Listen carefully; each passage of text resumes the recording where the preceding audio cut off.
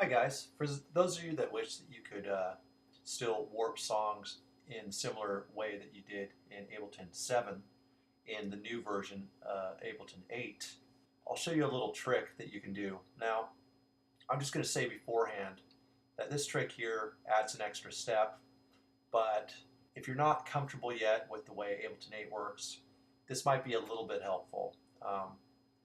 I find that now that I know Ableton 8 that this isn't really necessary at all. But let me just go ahead and show you. So in Ableton 8, these markers move the audio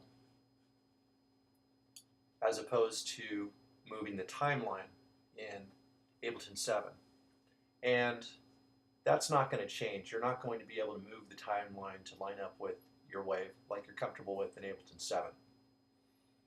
But you can kind of find a workaround. For example, instead of kind of moving the timeline, you can actually move the wave towards the timeline. So let's find a little area where this is off. Let's say 17 bars. Okay, so it's off by a little bit.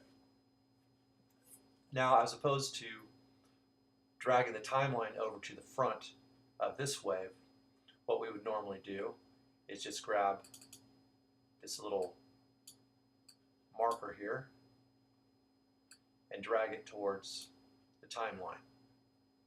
Alternatively, what you can do, if you're more comfortable, is just go ahead and double click on the bar and then hold Shift and then click and drag, and then you can just drag that right to the front of the timeline. And that kind of gives you similar approach to Ableton 7. And then you can kind of go through the song, and as you can see, it's off over here. So you could just double click on the bar and then Shift, drag, and you could go through the whole song like this. Now, normally in Ableton 8, it's pretty good at finding the transients. So in that case, you would just find where they lay the transient, and then you could drag it over. Although sometimes you want to get close, like in this case right here, you'd end up wanting to get close anyway and doing a shift drag just to get it right to the front of the transient, like so.